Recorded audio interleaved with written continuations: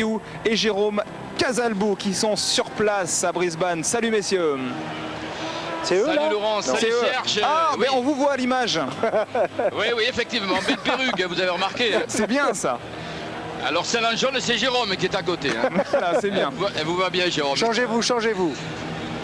53 000 places, le Suncorp Stadium de Brisbane, vous les découvrez. Il est plein car, effectivement, c'est l'Australie. Les Wallabies de Gregan qui arrivent aux côtés des Écossais de Brian Redpath pour ce deuxième quart de finale du samedi. Vous l'avez dit, effectivement, c'est peut-être le quart de finale le plus déséquilibré, mais sait-on jamais avec ces diables d'Écossais. Alors il y a un point commun entre l'Australie et l'Écosse. Depuis la création de la Coupe du Monde, ces deux pays ont chaque fois disputé les quarts de finale. Et vous, Jérôme, comme rien ne vous échappe, vous avez trouvé un deuxième point commun entre l'Australie et l'Écosse. Oui, effectivement, il y a un deuxième point commun, peut-être un petit peu moins positif que celui que vous donniez. Jean, simplement, ces deux équipes sont à la recherche de leur jeu. Elles n'ont pas convaincu sur les matchs de poule. Les Écossais ont été très faibles. Les Australiens sont largement critiqués par leur public, mais aussi par la presse ici. Les deux équipes ont une touche vraiment faible depuis la Coupe du Monde, une mêlée qui est un petit peu chancelante. Les Australiens vont devoir montrer beaucoup de choses pour retrouver leur public. Ils devraient quand même s'imposer devant des Écossais en manque d'inspiration. Vous découvrez le 15 australien pour ce quart de finale. Notez ce matin le forfait de deuxième ligne Giffin.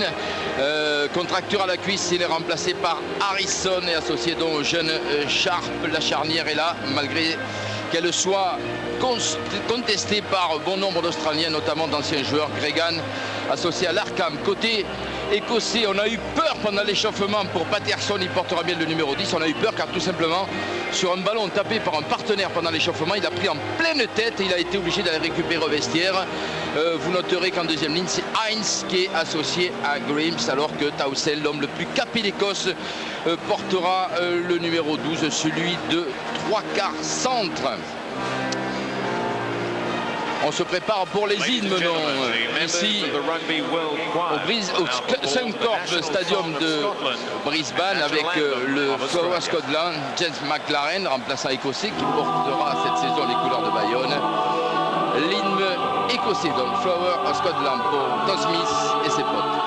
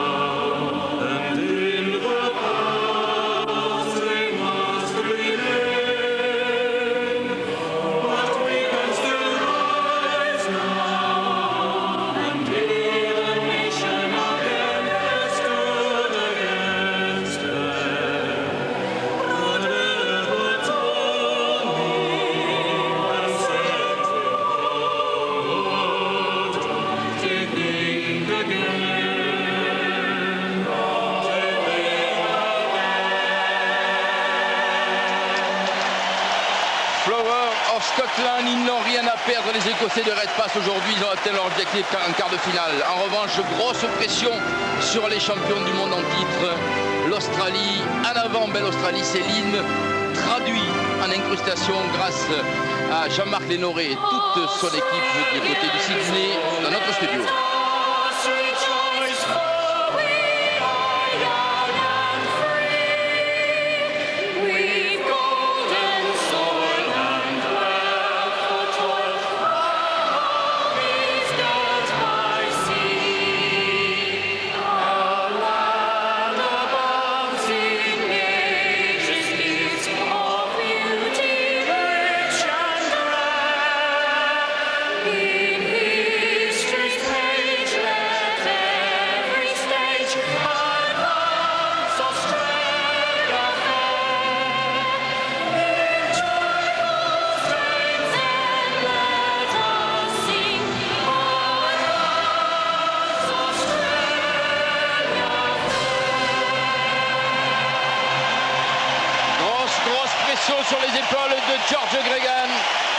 capitaine des Wallabies qui remet, allez disons-le aujourd'hui, son titre en jeu.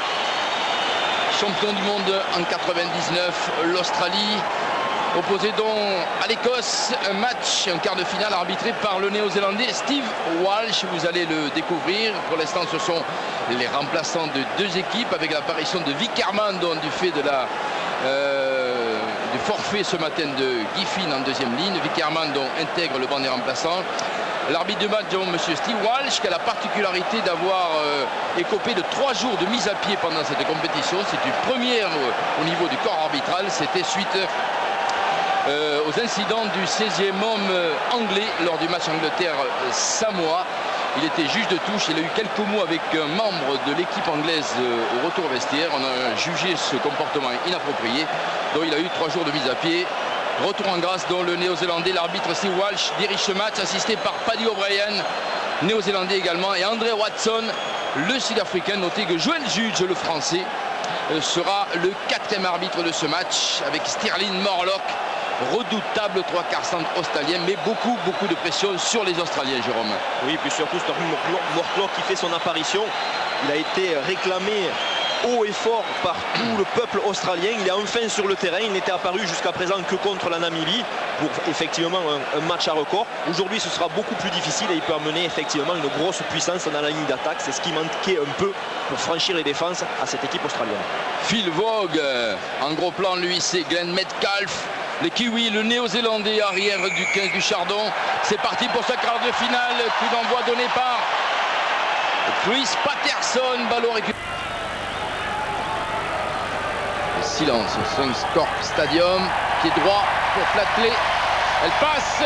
L'Australie, championne du monde en titre, ouvre le score face à l'Écosse et mène 3-0 sur cette pénalité de Flatley.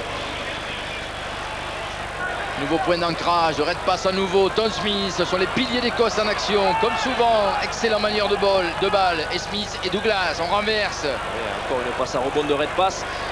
Et oui, ça ralentit le jeu forcément. On recule du coup sur cette attaque. Heinz a libéré ce ballon, le drop de Patterson aux 50 mètres, le drop de Patterson, magnifique. On renverse au grand côté, Patterson, Anderson, Towson venu à hauteur. Il a failli passer, Greg Towson, dans l'intervalle. Récupération de Vogue pour les Australiens. Le contre avec Morlock. Ah, il a manqué le plaquage maintenant. On a fait l'échappée de Morlock et le premier essai du match. Sur ce plaquage raté, les Écossais sous le poteau. L'essai, le plongeon de Morlock. Stirling Morlock qui marque le premier essai de ce quart de finale qui va peut-être libérer les Wallabies. Ballon perdu encore par les Écossais avec cette belle échappée de Vaughan, le 3e ligne et flanqueur Wallabies. Oh, il a remonté 40 mètres, on est dans les 22 mètres écossais. Gregan, ils accélèrent. Gito, Flatley. Il y a un surnom aussi derrière, passer son ballon. Roger Pont sur l'aile de Tuquiri dans le couloir. Crochet intérieur, 2 crochets intérieurs du trésiste. Oh, Tuquiri balaye le terrain. Ah, vraiment dans le style trésiste. Un surnom à droite. Avantage de Gregan et c'est accordé au capitaine des Wallabies, George Gregan. Le lancer de Russell. Sûrement pour la dernière touche ou une des dernières touches en faveur de l'Écosse. Il faudrait effectivement essayer de marquer sur cette possession de balle. Heinz a pris ce ballon de main sur la touche courte. On va essayer de s'organiser autour du 2e ligne. Pour l'instant, c'est l'Australie qui est en demi-finale et qui va aller en demi-finale du Mondial 2003 organisé chez elle. Il travaille sur ce ballon porté des Écossais. Ils vont partir, ils vont percer. Allez, le voici les Écossais. Que se dit M. Walsh? Il s'est mis à genoux cette fois. Accordé l'essai de l'honneur qui sauve l'honneur des Écossais. Accordé, me semble-t-il, au talonneur remplaçant Russell, le numéro 16.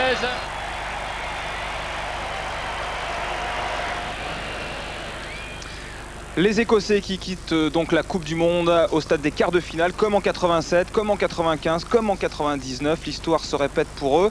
Et donc les Australiens qui vont se retrouver en demi contre la Nouvelle-Zélande. On y reviendra tout à l'heure sur le Nouvelle-Zélande, Afrique du Sud. Ça a été un bon match. Et c'est une demi-finale très très chaude qui s'annonce dans une semaine Oui, en précisément. tout cas, très risqué pour les Australiens vu ce qu'ils ont montré, parce qu'ils Oui. m'ont pas convaincu et je pense pas qu'ils Oui, c'est aient ça. Alors, convaincu. qu'est-ce que vous retenez de ce match, Moi j'ai Serge ? regardé le match, mais les bons morceaux vous les ont montrés. J'étais pas convaincu, j'ai regardé les chiffres et ils sont éloquents. Possession du ballon 50%, 50%. Possession du terrain 50%, 50%. Nombre de regroupements 82, 80 pour les deux équipes. Touches perdues 2 et 3. Tout se tient, il n'y a que les plaquages manqués. Et c'est là l'explication de la victoire des Australiens. Parce qu'on regarde les bons moments, à la mi-temps ils sont 9-9. Et tout se joue dans les 20 premières minutes de la seconde mi-temps où il y a en fait 3 erreurs écossaises exploitées par les Australiens. Mais c'est tout. Ils n'ont absolument pas dominé ce match. On va le voir en image parce que c'est très simple. Regardez, une attaque écossaise, il y a un turnover, c'est-à-dire que Smith récupère le ballon. Il y a un plaquage manqué de Metcalf. Et qu'est-ce qu'il y aura? Il y aura le premier essai australien. Regardez le chrono en haut, 45e minute de jeu. On vient de revenir en seconde mi-temps, 9-9. Allez, on passe à 16-9. Quelques minutes après, on continue toujours dans ce genre d'erreur défensive. Là, c'est le pilier droit écossais qui loupe un plaquage. Cette fois-ci, il n'y aura pas un essai au bout, mais il y aura une pénalité. Ça fait 3 points. On passe à 19-9. On est à la 50e minute de jeu. Donc ils ont marqué 10 points en 10 minutes, les Australiens, sur des erreurs écossaises. Ce n'est pas fini.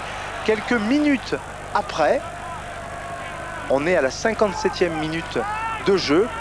Redpath ne peut pas contrôler cette balle.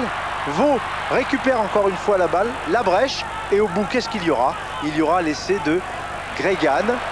Ma foi, là on n'est plus à 19. On va être à 26-9. À la 57e minute de jeu. Ils ont marqué des points, mais le dernier quart d'heure a été écossais. Ils ont passé 10 minutes sur la ligne australienne, à tel point que à la dernière minute, là on est à la 66e, là on est à la 79e, ils n'ont pas beaucoup bougé. Ils vont réussir à marquer l'essai de l'honneur, on va dire, hein. Mais encore une fois, les Australiens n'ont pas été conquérants. Les Australiens n'ont pas développé le jeu des All Blacks. Ils ont simplement exploité 2-3 erreurs des Écossais. Ils ont été efficaces. Encore une fois, il faudra autre chose pour aller battre les Blacks en demi-finale. Merci Serge, et on les retrouvera donc les Australiens samedi prochain contre les Blacks.